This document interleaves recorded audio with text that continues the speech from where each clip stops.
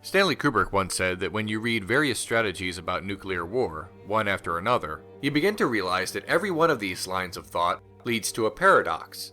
A paradox is one of the building blocks of satire. For example, in the George Orwell novel Animal Farm, the line, "all animals are equal, but some are more equal than others," is a paradox, and in this, comedy springs up. While doing the early draft of a script, the decision was made for it to be satirical, for it to be comedy.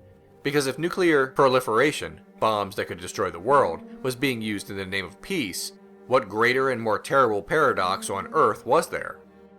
And so, Dr. Strangelove, or How I Learned to Stop Worrying and Love the Bomb, based on a serious novel, Red Alert, formed into a comedy during the writing process. It's hard to think of how it could ever have been anything else.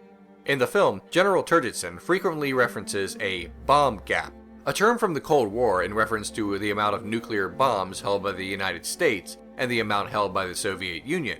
Of course, the idea of building so many nuclear weapons never really added up, because at some point there were enough on one side to obliterate the entire world. Maybe not enough to immediately kill everyone on Earth right away, but considering nuclear fallout and increased radiation, the planet would be virtually uninhabitable with only a few thousand bombs detonated. Rough estimates show that there are approximately 17,000 nuclear weapons on Earth today, more than enough to wipe out civilization multiple times over. Why so many? Because that was the Cold War. If the Soviet Union had more, America felt it needed as many or more, and vice versa. The gap is mocked in the film. After the nuclear nightmare begins and the politicians prepare for a new life in underground mine shafts, General Turgidson suggests that America needs the most mine shafts, and that they must close this new mine shaft gap. Before all of this, the Russian ambassador tells the Americans of a doomsday device, designed to destroy all life on Earth. The reason for its creation is that of deterrent. Nobody would dare start a conflict if a doomsday device would go off. But the Soviet Union neglected to actually tell anyone they built it, removing its purpose. Although no such device exists, the doomsday weapon is a reference to what people call mutually assured destruction. The idea that it's perfectly safe to have that many nuclear weapons because nobody would dare start a war, or else everyone would die on both sides. Listen, I mean, it's not going to help either one of us if the doomsday machine goes off now, is it? Dmitri, there's no point in you getting hysterical at a moment like this. The film mocks such a notion as all too dangerous because all it would take is one mistake, or one loose cannon military leader to accidentally or purposefully start an unstoppable holocaust. In the case of Dr. Strangelove, we see this unfold due to the actions of General Ripper. More on him later. Both the music and the visuals of Dr. Strangelove paint an incredible portrait for this anti-war film. The music for the airplane scenes may be Johnny I Hardly Knew Ye, a traditional Irish anti-war song about a mutilated soldier coming back from war, but it's also the melody of the American Civil War song When Johnny Comes Marching Home, which is a more uplifting song about coming home from war to celebrate. Whether intentional or not, this song choice shows us how differently people view war, as the worst aspect of mankind or as something to be glorified. For a movie that never leaves its few locations, Dr. Strangelove is surprisingly strong in terms of visuals. Although Kubrick himself has a keen eye, he delegated cinematography duties to Gilbert Taylor, veteran DP known for such films as A Hard Day's Night, The Omen, and this. So he knows what he's doing. This is one long continuous shot. It lasts 3 minutes and 41 seconds. Any long take requires absolute precision, so it's impressive in and of itself. But what adds to its grace is how effective it is even though it's simply dialogue. The dialogue for about the first 2 minutes is shown only through this character, Miss Scott. We can't hear the voice on the other end of the telephone, and her spoken dialogue is to General Turgidson, who is off camera throughout most of the shot, so Miss Scott has to carry the entire scene, and she does. This is pulled off both by the comedy inherent in what she is saying, but also because of how visually arresting the shot is. Not only because of the long take, but because of the mirrors. They reflect her, and the mirrors even reflect each other. It's a hall of mirrors. This scene, which is just a spray of dialogue, is still striking and memorable. The framing of General Ripper in this shot is perfect, as it both displays his full name, giving the audience a clue to his intentions and motivations, but also the poster in the background. a tonally deaf statement about peace. It's decorated and framed in such a way that what would otherwise be a boring scene becomes visually intriguing. In this shot, General Ripper, in a close-up, tilted upward to give the character an imposing stature, creating weight to what he's saying. The suggestive cigar in his mouth as he talks about bodily fluids creates a visual to correspond with his speech. Everything is carefully executed so that we know he is someone to be feared, and also gives an idea about what his motivations might be.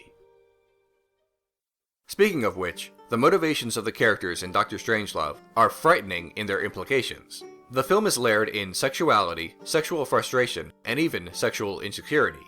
These feelings, these themes, run parallel to the Cold War tension in the narrative. General Ripper's insecurities start World War III. The idea is to show that saber-rattling between the United States and the Soviet Union had its roots deep within our psyches, paranoia that is linked to our own personal insecurities, and the feeling of fear and sexual inadequacy are more closely tied than we are comfortable admitting. Our primitive desires may be linked to our primitive fears, making conflict have about as much to do with objective political ideology as it does with letting everyone know who has the biggest missiles. We are introduced to this concept in the very beginning of the film. 2 airplanes are in the process of mid-air refueling. There is no practical or plot-related purpose for this. It's a highly suggestive scene, and it's completely deliberate. One plane fuels the other while romantic music plays. It's about as blatant and suggestive as the end of Alfred Hitchcock's North by Northwest. This is the first time we see the film suggest the connection between conflict and sex, but it's not the last by a long shot. Shortly thereafter, we are introduced to General Jack D. Ripper.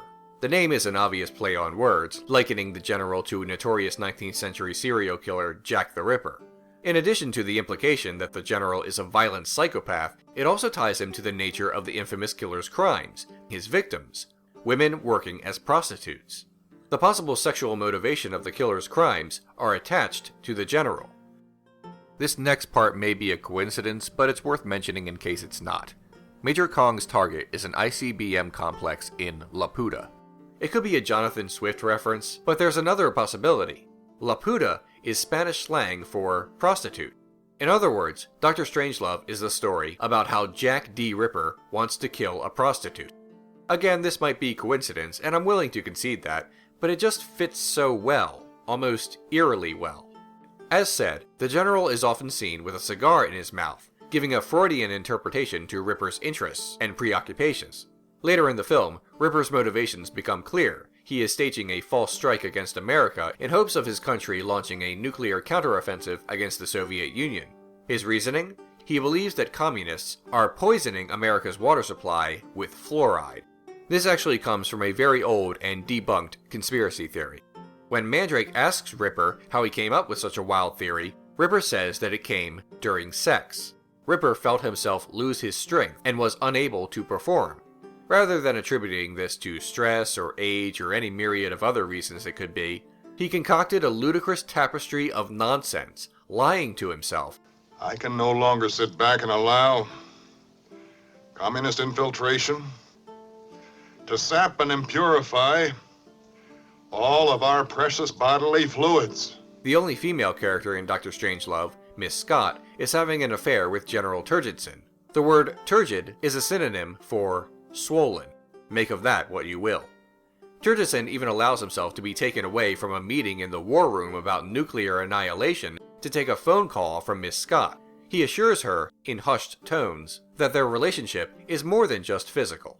The actress who plays Miss Scott also appears in this centerfold picture, with her bottom covered by an issue of Foreign Affairs, again showing the marriage between our primitive instincts and international politics. In fact, pornography appears again right next to the plans to drop bombs. It's a frequent reoccurrence.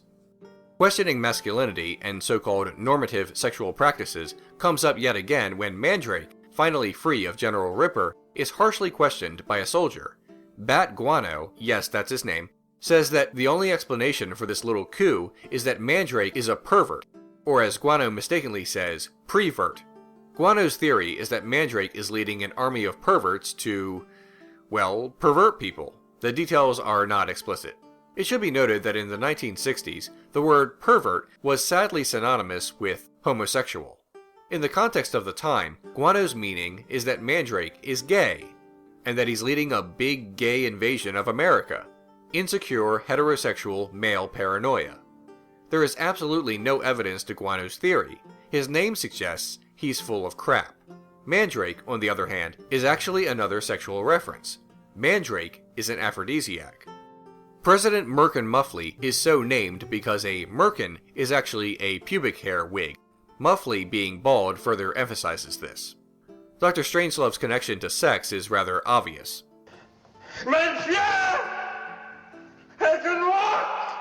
Dr. Strangelove's solution to survive the nuclear holocaust is to live underground in mine shafts. There, he says, the men should have about 10 female mates as a means of repopulating the planet once the Earth is habitable again. Another sexual solution to a problem created originally by Ripper's sexual inadequacies. The plan intrigues President Muffley and General Turgidson. In fact, there doesn't appear to be much resistance at all. When Turgidson mentions that this would destroy the monogamous relationship, he doesn't really seem all that broken up by it. There is even more. Ambassador de Sadeski is said to be named after the Marquis de Sade, a writer known for his sexuality. Major Kong's name may be a reference to primitive, ape-like instinct. The bombs meant to begin the nuclear war are actually labeled Hi There and Dear John, the beginning and ending of a relationship, respectively. Major Kong's cowboy ride on the bomb is sexual in nature too, straddling the weapon and then exploding at the end. While much of Dr. Strangelove's sexual imagery was said to come from co-writer Terry Southern, author of Candy, some of it has the director's stamp on it as well. Kubrick had a penchant for showing us sex as an aggressive act, or as frightening, such as with A Clockwork Orange, Lolita, and naturally, Eyes Wide Shut. While some may say he had a preoccupation with sex, it may be more accurate to say he had a preoccupation with humanity's preoccupation with sex. As for Dr. Strangelove and what Kubrick was trying to say, well, these aren't just sexual jokes, sexual humor. All these sexual references all connect to one underlying theme. Insecurity of oneself can be one of the great causes of conflict, both personal and political. Our baser instincts rule us more than we would care to admit. We don't always seek the logical solution. Sometimes we only seek a solution wherein we don't have to admit personal weakness, personal wrongdoing, or anything else that might make us uncomfortable. And if that's too heavy, I'll leave you with the funniest line in the film. Thanks for watching. Gentlemen, you can't fight in here. This is the war room.